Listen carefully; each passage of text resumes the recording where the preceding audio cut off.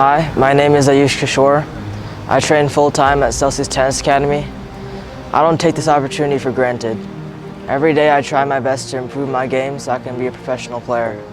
I want to show you how I train and take you on my journey.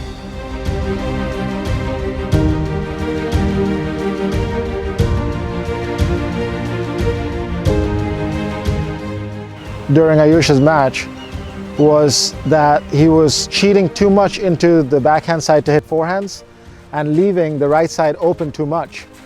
And that's fine if you're fast enough to get to that ball, if they call you on it.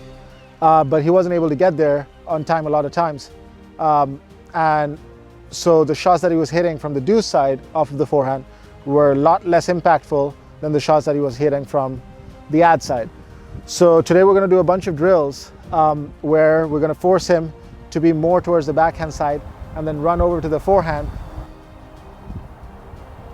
and then really finish with his racket more to the right, because when you're late it's almost impossible to have a regular finish, and then either turn it short cross court or really hammer it down the line.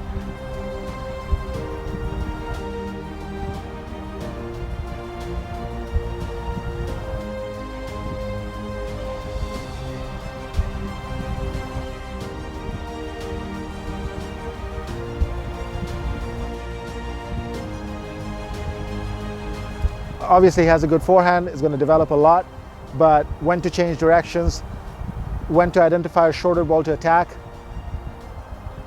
these are things that he's still maturing into and still understanding, and with more experience he's going to be able to handle those situations better.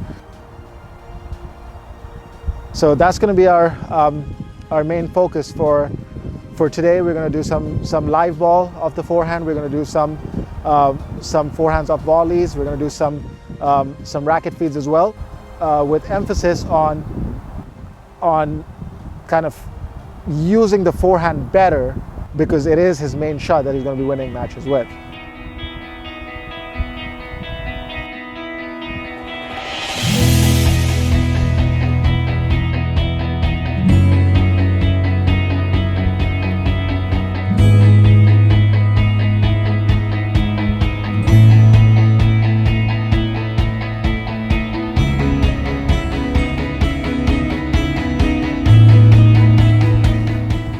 And for fitness today, we're going to work a lot on upper body strength, and we're going to do a lot of push-ups, pull-ups, things like that, a lot of core stuff. And the reason for that is when you're stronger, not only does that help you not get injured, but it is also a way to have your regular rally ball have more weight. So without having to hit harder or get more racket spin or speed or do something spectacular, you could still hit a heavier ball just because you're stronger. So you take less chances, you're still putting more pressure on the opponent, and you're generally producing a better quality ball.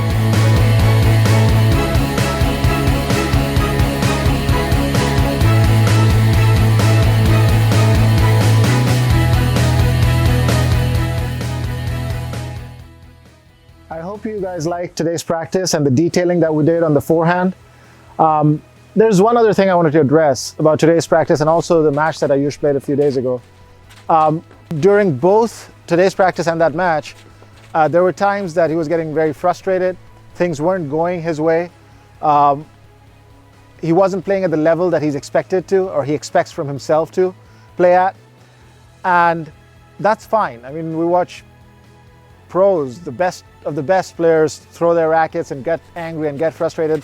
That's normal, and if anything, that shows that a player cares. So in some ways that's even good.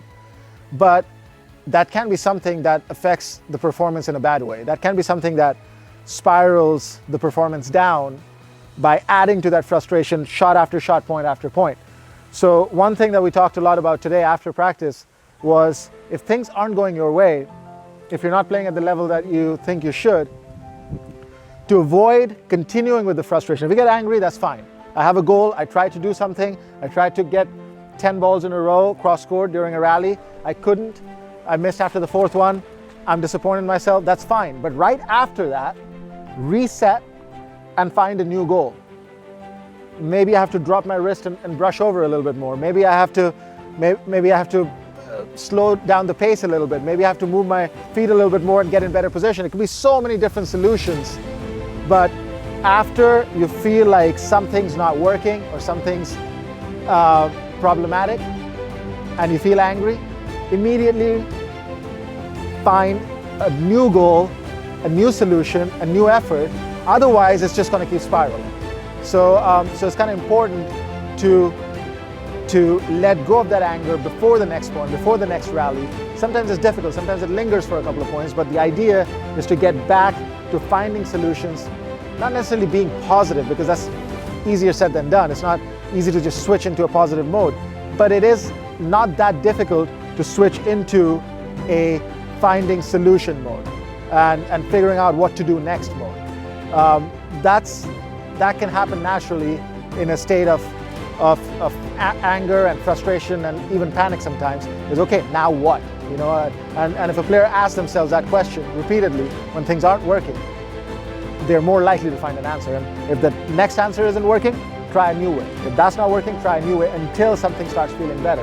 I mean, more likely than not, all of the problems that a high-performance player is going to face on a given day, they've faced before. If the rhythm on the return of serve is not that good, they've had other days that the return of serve wasn't good.